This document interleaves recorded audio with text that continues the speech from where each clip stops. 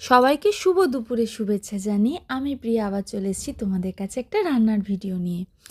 আজকে বানিয়েছি white mushroom gravy, যেটা বানানো একটু টাফ কিন্তু খেতে খুব সুন্দর।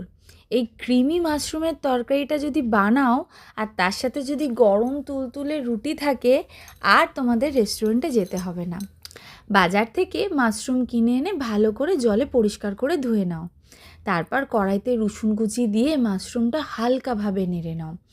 গ্যাসের হিটটা একদম কম রেখো, যাতে মাশরুমের কালারটা না চেঞ্জ হয়ে যায়। ওপর থেকে একটু নুন দিও একটু পেঁয়াজ কুচি। হালকা ভাজা হয়ে গেলে তুলে নিও, একদম লাল ভাজার দরকার নেই। তারপর আর একটা কড়াইতে সামান্য একটু বাটার দিয়ে তাতে একটু রসুন কুচি দিয়ে নেড়ে দাও সামান্য একটু ময়দা, একটু পেঁয়াজ দাও। ময়দা বা কর্নফ্লাওয়ার যেটা তোমার কাছে অ্যাভেলেবেল সেটা দিয়ে দাও।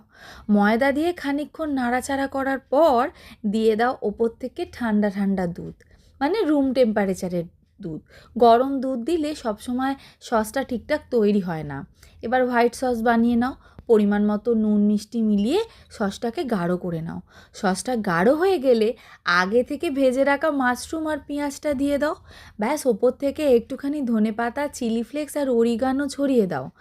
ছড়িয়ে খেয়ে বলো তো এই গ্রেভি মাশরুমটা তোমাদের কেমন খেতে হয়েছে। সবার জন্য রইল অনেকটা ভালোবাসা। টাটা, আবার দেখা হবে কোনো একটা ভিডিও। সবাই ভালো থেকো।